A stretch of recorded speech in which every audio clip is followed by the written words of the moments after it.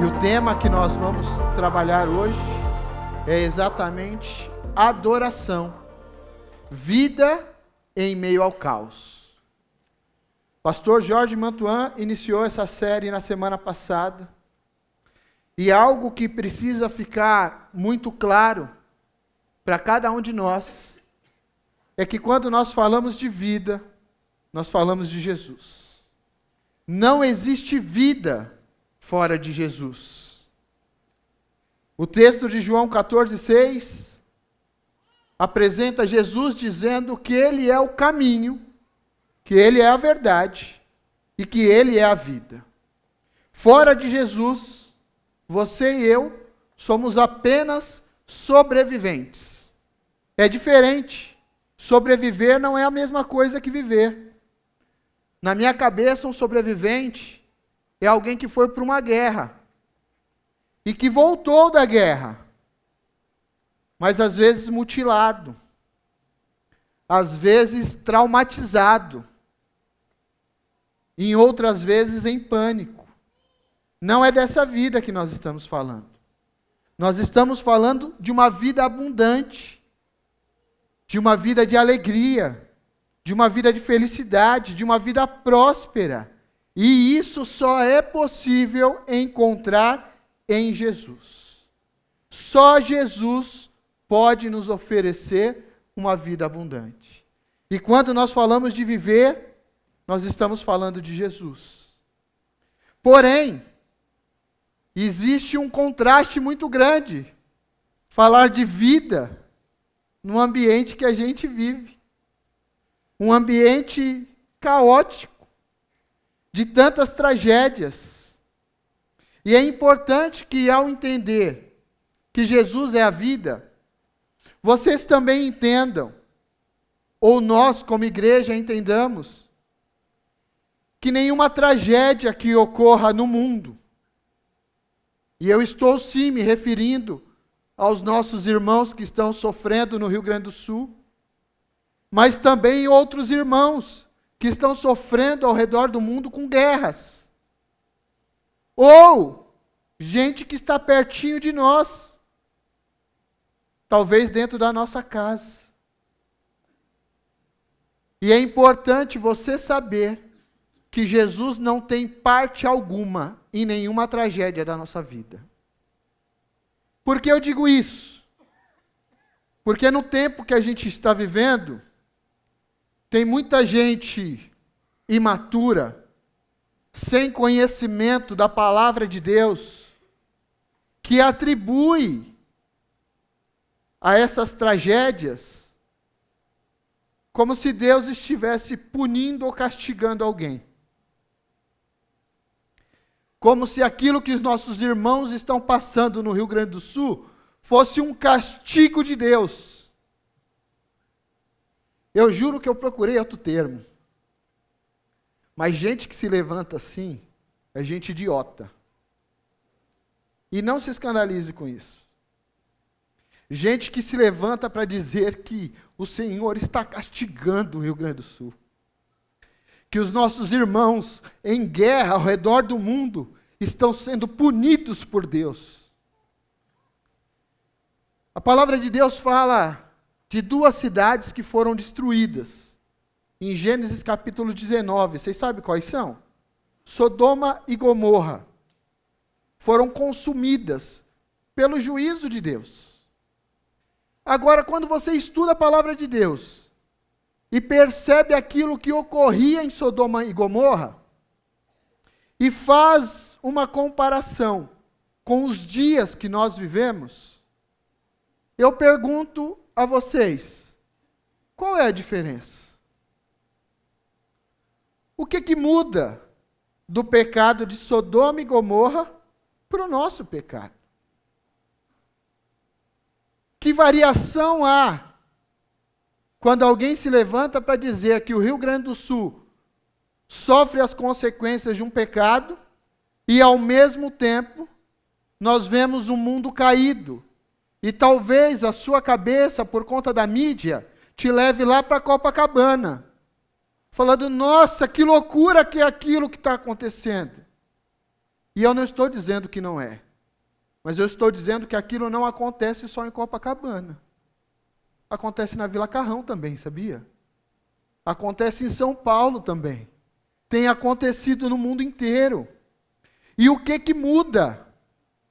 Por que Deus não traz juízo sobre as nossas vidas, sobre a nossa nação, sobre o mundo, como Ele fez com Sodoma e Gomorra? Qual é a diferença? E só existe uma diferença, meus irmãos. A diferença é Jesus. A diferença é que Ele é o autor e doador da vida. E o pecado dos nossos irmãos no Rio Grande do Sul também foi pago por Jesus na cruz como o nosso pecado.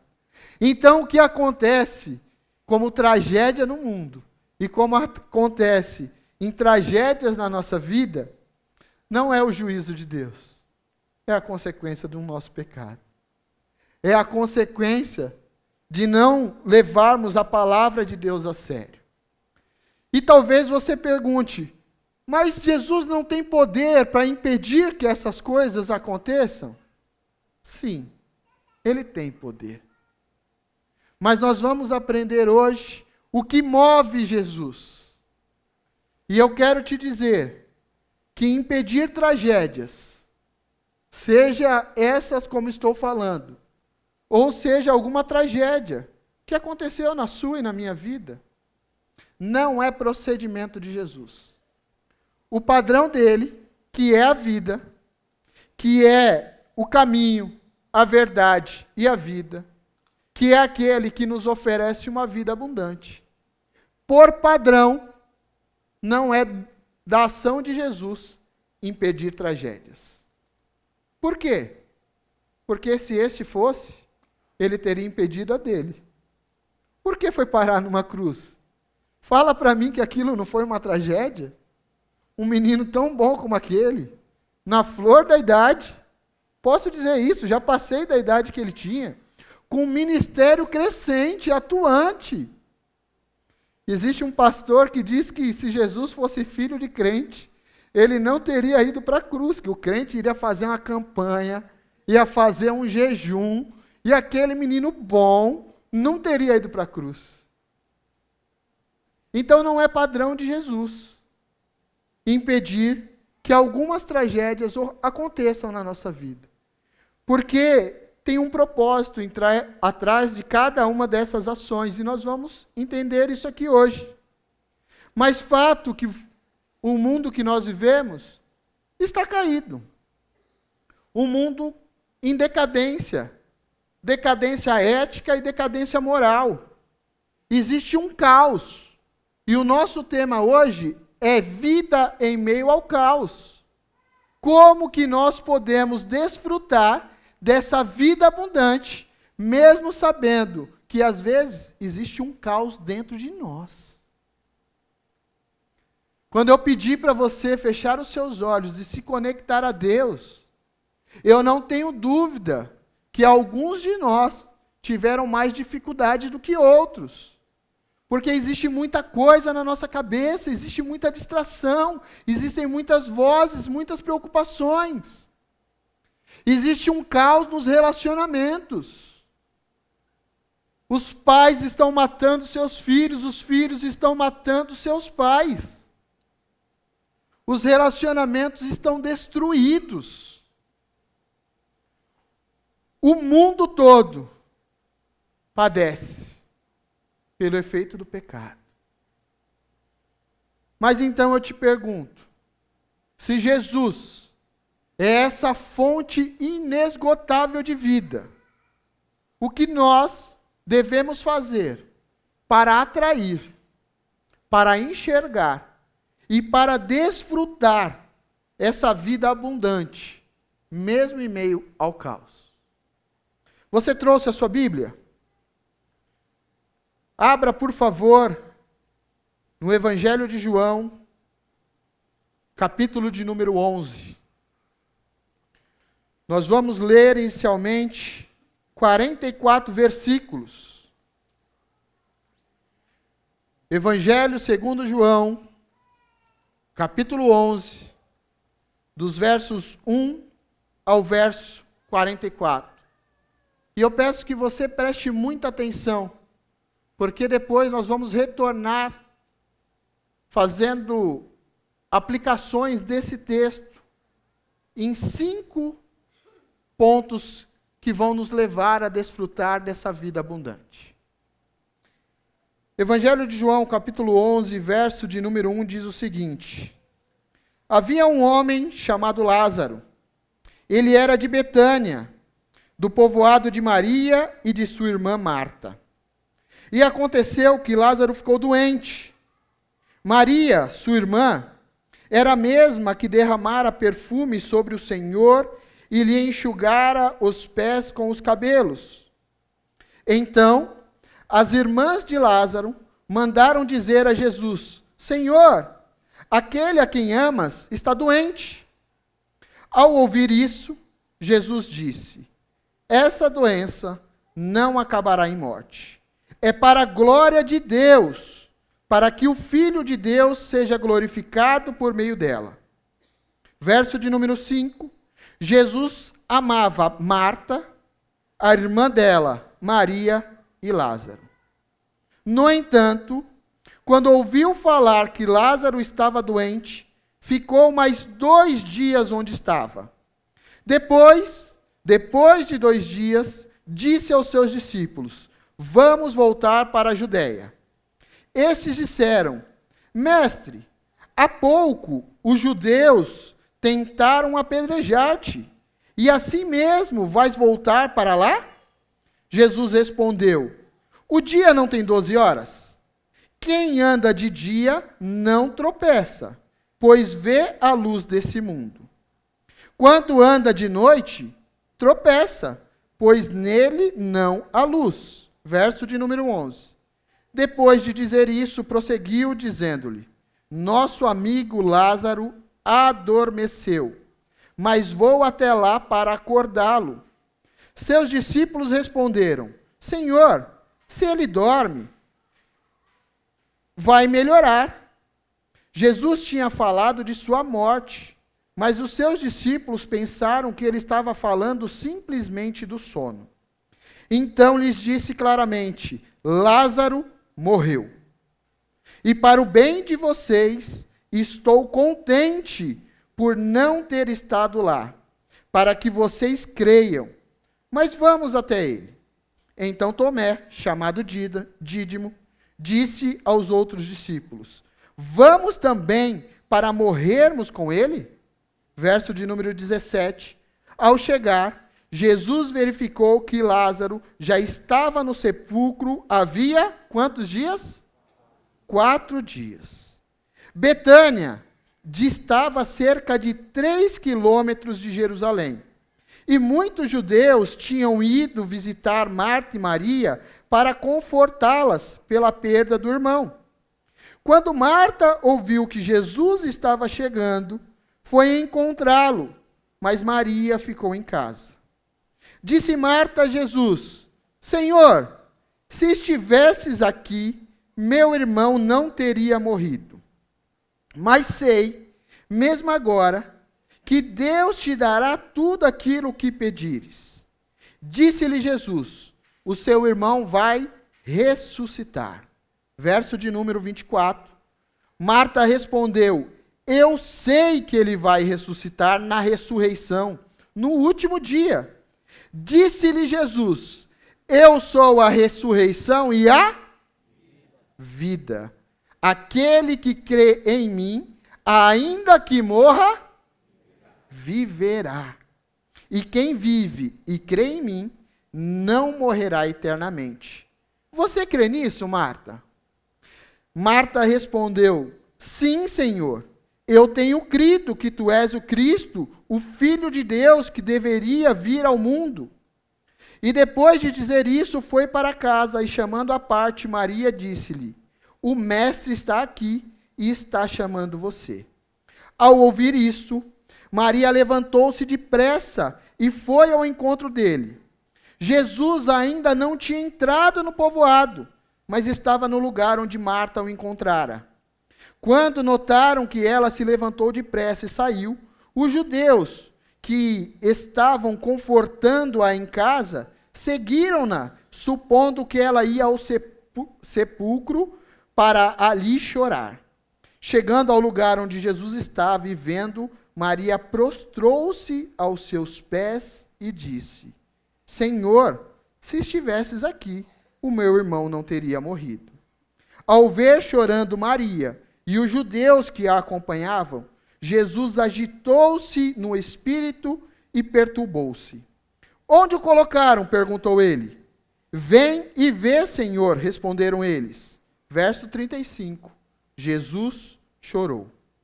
Então os judeus disseram: Vejam como ele o amava. Mas alguns deles disseram: Ele que abriu os olhos dos cegos, não poderia ter impedido que este homem morresse? Verso 38. Jesus, outra vez, profundamente comovido, foi até o sepulcro. Era uma gruta com uma pedra colocada à entrada. Tirem a pedra, disse ele.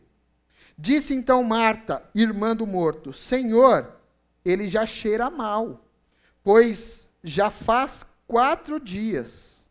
Disse-lhe Jesus: Não lhe falei que se você cresce, veria a glória de Deus? Então, tiraram a pedra. Jesus olhou para cima e disse: Pai, eu te agradeço porque me ouviste. Eu sei que sempre me ouves, mas disse isso por causa do povo que aqui está, para que creiam que tu me enviaste.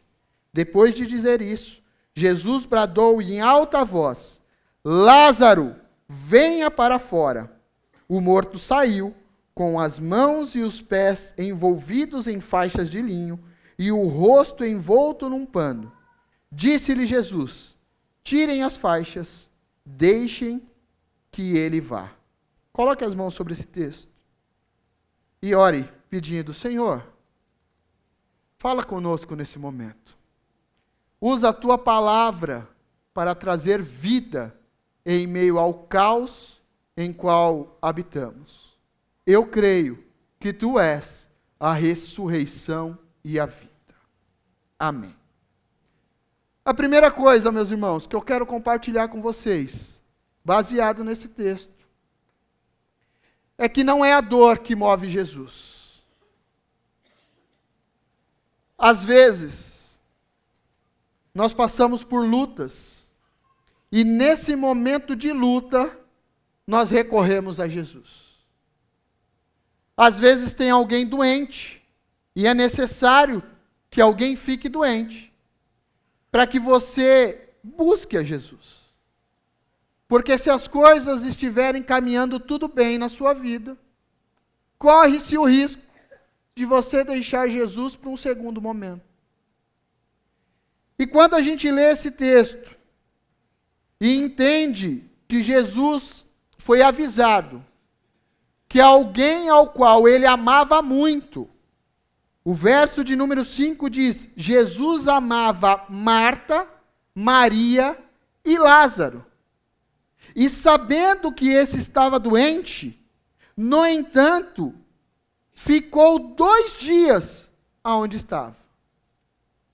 Eu quero te dizer que o combustível que move Jesus não é a dor, é o amor. Jesus saiu da onde ele estava, não pela doença de Lázaro, não porque ele morreria, mas porque ele amava Marta, Maria e Lázaro. Assim como ele ama você, a sua família e o mundo. Porque o texto diz que Deus amou o mundo de tal maneira. Deus não amou somente a gente. Deus não amou somente a igreja. O amor dele foi demonstrado para com o mundo. O movimento que faz com que Deus, o Pai, entregue o seu único filho é o amor. O combustível que move Jesus é o amor. E algumas doenças, ou algumas tragédias da nossa vida, que eu não sei te explicar por que acontecem, mas algumas delas, segundo o texto que a gente acabou de ver aqui, acontece para que Deus seja louvado, para que o Filho de Deus seja glorificado. Foi isso que Jesus disse. Esta doença que vocês estão me avisando, fiquem tranquilos, não será para a morte. Será para que Deus seja louvado, para que o Filho de Deus seja glorificado. Então, algumas lutas, algumas dificuldades que você e eu enfrentaremos na nossa vida, não é porque Deus não nos ama, é porque existe um propósito por trás disso. E este propósito, existe alguns entendimentos que a gente precisa aprender com a Bíblia. Deus não tem um propósito para a sua vida. Deus não tem um propósito para a sua vida.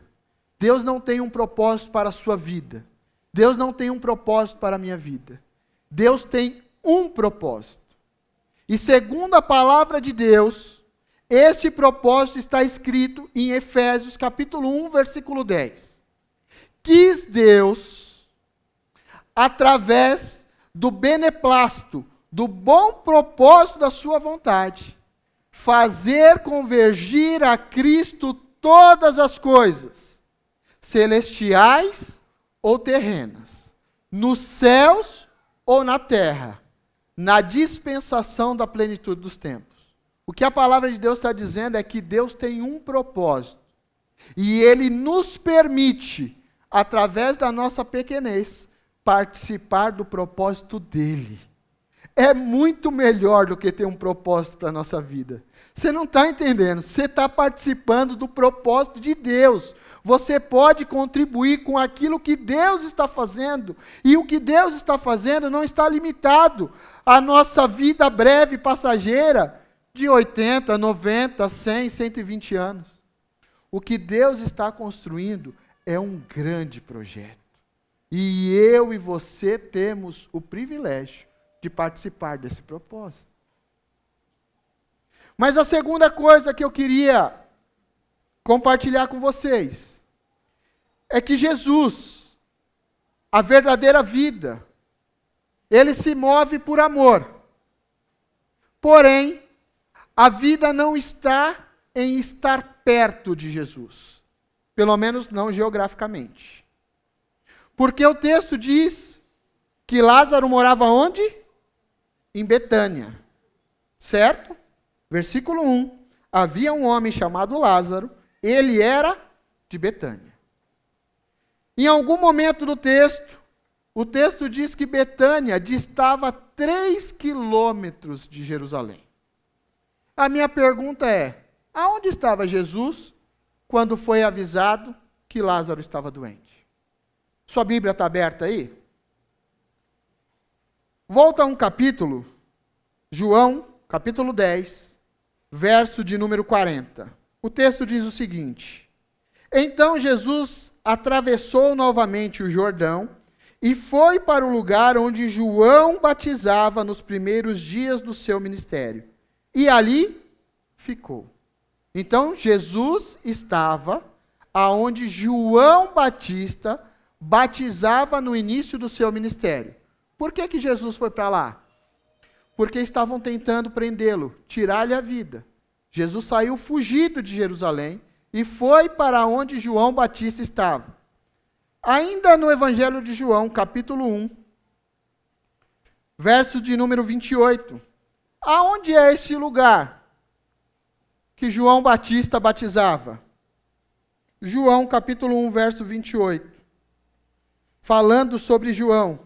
Aliás, verso de número 24. Alguns fariseus que tinham sido enviados interrogaram: Então, por que você batiza se não é o Cristo, nem Elias, nem os profetas, nem o profeta? Respondeu João: Eu batizo com água, Mas entre vocês está alguém que vocês não conhecem. Ele é aquele que vem depois de mim e não sou digno de desamarrar as correias de suas sandálias. Tudo isso aconteceu em Betânia, do outro lado do Jordão, onde João estava batizando. Jesus foi avisado que Lázaro estava doente. E ele estava em Betânia. Talvez do outro lado da cidade, não tão pertinho, não dentro da casa. Mas o que eu quero dizer aqui para você, não é estar perto de Jesus geograficamente que te traz a vida. O texto diz que Jesus saiu da onde ele estava, e eu estou dizendo, segundo a palavra de Deus, que ele estava em Betânia, mas ele se deslocou dizendo, vamos para a Judéia novamente. E entenda a Judéia como um estado, e Jerusalém, Betânia, como municípios. Então, suponhamos que Jesus estivesse na Vila Carrão, e ele resolveu se deslocar até Guarulhos, e depois ele volta para Vila Carrão. Não se importe com o nome. Pegue o princípio da localidade. Por que eu estou dizendo isso? Da geografia. Porque corre o risco de nós acharmos que vir para a igreja nos garante vida. Que estar perto de alguém que ama Jesus e que é amado dele nos garante vida. E o texto está dizendo que não é isso que acontece. O texto está dizendo que a vida que vem através de Jesus não tem a ver com estar geograficamente perto. Tem a ver com estar intimamente ligado a Ele. Tem a ver com estar com o coração entrelaçado a Ele. O terceiro ponto que eu quero compartilhar aqui é que a vida que Jesus oferece também não está no conhecimento que nós temos dele.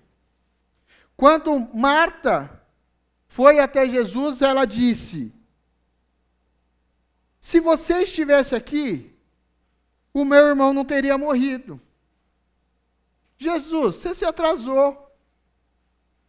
Por que você não chegou antes? Os detalhes do texto diz que Jesus voltou para a Judéia. Tomé disse assim, nós vamos para lá, eles estão tentando te matar. Você vai para a Judéia de novo? Fica aqui onde você está, em segurança. E aí ele vai para a Judéia. Mas o texto também diz que quando ele chegou, Lázaro já estava morto há 4 dias. Então 2 dias Jesus ficou onde estava. Pelo menos outros 2 dias ele passou pela Judéia, foi até Guarulhos. E depois ele voltou para Vila Carrão. Porque ele não é movido pela dor. Tem propósito e amor. Mas Marta disse assim, se eu estivesse aqui, meu irmão não teria morrido não, Jesus. Que pena que você não chegou. Jesus então diz, teu irmão vai ressuscitar. E a resposta dela, no verso 24, é, eu sei que ele vai ressuscitar na ressurreição do último dia. Disse Jesus, eu sou a ressurreição e a vida. Aquele que crê em mim, ainda que morra, viverá. E aí ele faz uma pergunta para Marta. Você crê nisso? Você crê que o seu irmão vai ressuscitar? Qual foi a resposta de Marta? Alguém que estava geograficamente perto de Jesus, alguém que conhecia Jesus e que era amada por ele. O cenário é muito perto de nós, gente. Qual foi a resposta de Marta? Sim, eu creio, eu tenho crido que tu és o Cristo. Então me responde mais uma pergunta. Por que quando Jesus falou, tirem a pedra, ela falou, calma, faz 4 dias que ele está lá, está fedendo, o negócio já não está bom não. Porque não é o conhecimento que traz a vida. O que traz a vida, a verdadeira vida, é um relacionamento de intimidade. Antes de entrar no último ponto dessa ministração, e eu falei que eram 5, e eu já falei 3, falei sobre o combustível que move Jesus, sendo o propósito de Deus e o amor. Falei que a vida não está na geografia e tampouco no conhecimento.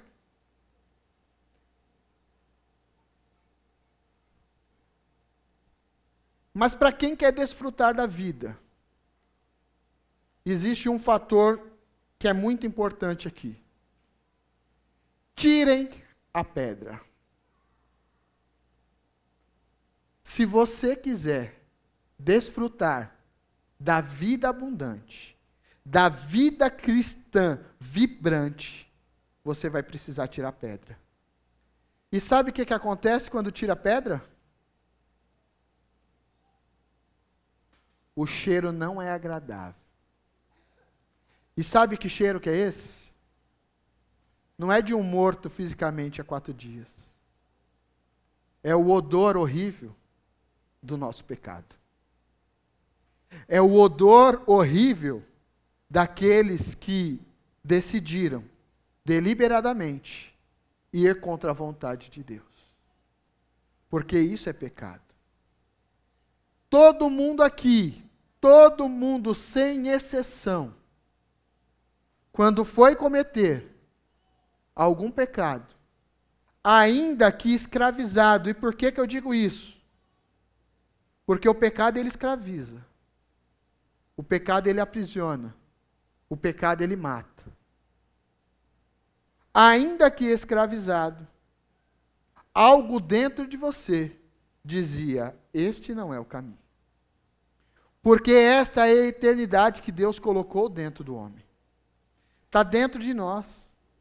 Não precisa você participar de um culto.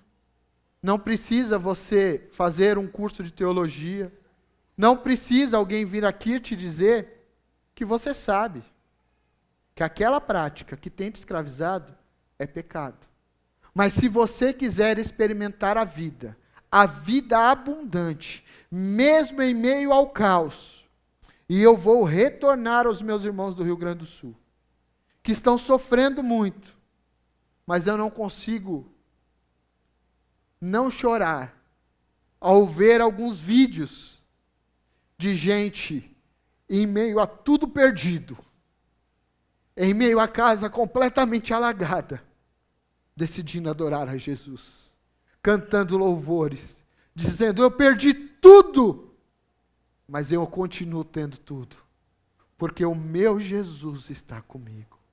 As águas não podem tirar Jesus de nós. A morte não pode tirar Jesus de nós. Mas se você quiser experimentar essa vida, meu irmão e minha irmã, você vai ter que tirar a pedra. Qual é a pedra que você vai ter que tirar? O cheiro vai subir. Não se preocupe, porque assim como Jesus disse para Marta, Ele está dizendo para cada um de nós hoje: eu não te disse que se você cresce, você veria a glória de Deus? Tira essa pedra. Tira essa pedra. Abandone a vida de pecado e desfrute da vida abundante que Cristo oferece. É muito bom viver essa vida, mas é muito bom. Eu não estou aqui te vendendo um produto. Eu estou aqui te falando daquilo que eu tenho vivido. Eu estou te falando daquilo que a minha casa tem desfrutado. E eu estou te falando daquilo que eu não adquiri quando eu estava geograficamente perto de Jesus. Ou enquanto eu estava lendo a Bíblia mais de uma vez inteira no ano. Isso só aconteceu quando eu tirei as pedras e abandonei o pecado. Mas existe um ponto final que eu quero compartilhar com vocês e que tem a ligação com esse tema. Por que o tema começa com adoração? Vida em meio ao caos. Até agora, Eliel, você deu mais exemplo de tragédia do que de adoração. E eu quero te convidar a fazer mais um contraste, que tem tudo a ver com essa imagem que aqui está, sobre viver e sobre adoração. Quantas irmãs Lázaro tinha? Como que era o nome delas? Marta e Maria. Quem era Maria? Segundo o texto que a gente leu no versículo 2, Maria, irmã de Lázaro, era a mesma que derramara perfume sobre o Senhor e lhe enxugara os pés com os cabelos. Maria era uma adoradora. E quem era Marta? Uma fazedora, que conhecia. Da onde a gente tira isso? Evangelho de Lucas, capítulo 10, verso 38, relata uma ocasião que Jesus estava passando por Betânia. E o texto diz que caminhando Jesus e os seus discípulos chegaram a um povoado, que é Betânia, onde certa mulher chamada Marta o recebeu em sua casa. Jesus ficou na casa de Marta, Maria e Lázaro. Maria, sua irmã, ficou sentada aos pés do Senhor, ouvindo a sua palavra. Marta, porém, estava ocupada com muito serviço. Em algumas versões, diz que Marta estava distraída com os seus afazeres. E aproximando-se de Jesus, ela perguntou: Senhor, não te importas que a minha irmã tenha me deixado fazer tudo sozinho? Diga a ela que me ajude. E Jesus respondeu: Marta, Marta, você está preocupada e inquieta com muitas coisas. A sua vida está um caos. Todavia, apenas uma coisa lhe é necessária. Maria escolheu a boa parte, e isso não lhe será tirado. Por que eu faço um contraste entre Marta e Maria? Porque depois de 4 dias que Lázaro estava morto, Jesus chega. E a primeira coisa que ele faz é certifica-se. Lázaro está morto há 4 dias. Quando Marta sabe que Jesus está chegando, o que ela faz? Corre até ele. E chegando diante dele, ela diz assim: se você tivesse chegado antes, o meu irmão não teria morrido. Tu está atrasado. Ainda assim, mesmo estando atrasado, Marta prossegue dizendo: mas eu sei que tudo que pedires ao Pai, Ele te concederá. Marta falou alguma coisa errada? Não. Mas a motivação de Marta era o quê? Fazer. Assim como os dias de hoje, você e eu somos cobrados por fazer, por ter resultado, por você pode, você consegue, vai lá e faz, não fica parado, coloca a mão, avança. Por que você está aí ainda? Essa é a mentalidade de Marta. E depois de Jesus dialogar com ela, o que Jesus faz? Segundo o texto que a gente leu, continua no mesmo lugar. Marta corre, vai até em casa, chama a sua irmã Maria à parte, fala: ó, o Senhor está chegando aí e está te chamando. Eu não tenho autoridade de dizer que Marta é uma mentirosa, mas não existe registro de que Jesus falou: chama a sua irmã, mande ela vir aqui. Não estou dizendo isso. Não é isso que é o importante aqui para a gente. Mas, o que aconteceu com Maria? Levantou-se depressa e foi até Jesus. Qual foi a reação de Maria ao ver Jesus no mesmo lugar que Marta havia encontrado? Ela se prostra em adoração diante de Jesus e diz: se você estivesse aqui, o meu irmão não teria morrido. A fala é a mesma, mas a atitude, a postura, o relacionamento é diferente. E esse relacionamento diferente constrange Jesus ao ponto de ver Maria chorando e dizer: aonde está o morto? me leve até Ele. E você sabe o que aconteceu. Jesus vai até aquele lugar por conta de uma postura de adoração e restaura a vida daquele que estava morto há 4 dias. Meu irmão e minha irmã, eu não sei se você está entendendo. A única coisa que Maria tinha e que não foi tirada foi ficar aos pés de Jesus em adoração, mesmo em meio ao caos, mesmo em meio às dificuldades, mesmo em meio a tragédias. Maria decidiu não perder a sua boa parte. E isso moveu Jesus. Isso comoveu Jesus. E aquela família pôde desfrutar de vida. Mas não apenas aquela família. O que aconteceu quando Marta levantou e foi até Jesus? Foi sozinha. E voltou sozinha.